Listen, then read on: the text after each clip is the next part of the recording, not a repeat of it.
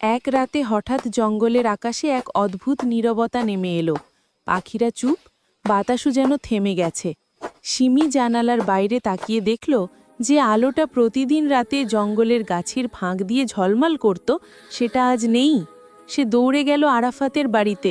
আরাফাত, টুটুর আলোটা নিভে গেছে। দুজনেই দ্রুত জঙ্গলে গেল। সেখানে টুটু ভূত মাটির ওপর বসে কাঁদছে। তার শরীরের চারপাশে আলো নেই, মুখটা ফ্যাকাশে। আরাফাত দৌড়ে গিয়ে জিজ্ঞাসা করল, টুটু, কি হয়েছে? টুটু আসতে বলল, আমার জাদুর আলো হারিয়ে গেছে। সেই আলো ছাড়া আমি মানুষের কাছে যেতে পারবো না, আর আমার জগতে ফিরতেও পারবো না। সিমি দীর্ঘ কণ্ঠে বলল, চিন্তা করো না টুটু, আমরা তোমার আলো খুঁজে বের করব। তিনজনে একসাথে জঙ্গলের গভীরে হাঁটতে লাগলো। চাঁদের আলোয় পথটা ভুতুড়ে, চারপাশে জোনাকি উড়ছে।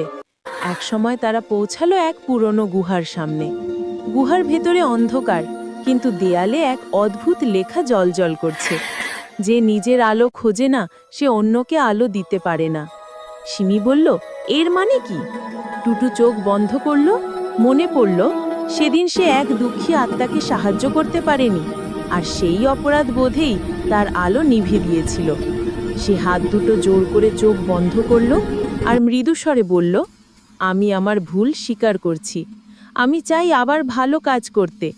ঠিক তখনই তার চারপাশে ছোট ছোট আলোক বিন্দু ভেসে উঠল, আর সেগুলো একসাথে জ্বলে উঠল।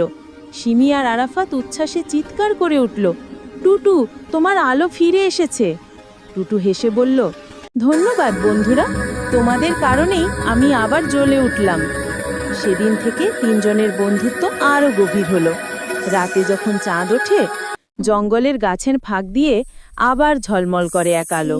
সেটা টুটু ভূতের শুভরাত্রি বলা মুন অ্যান্ড শাইন্স ইমোজি।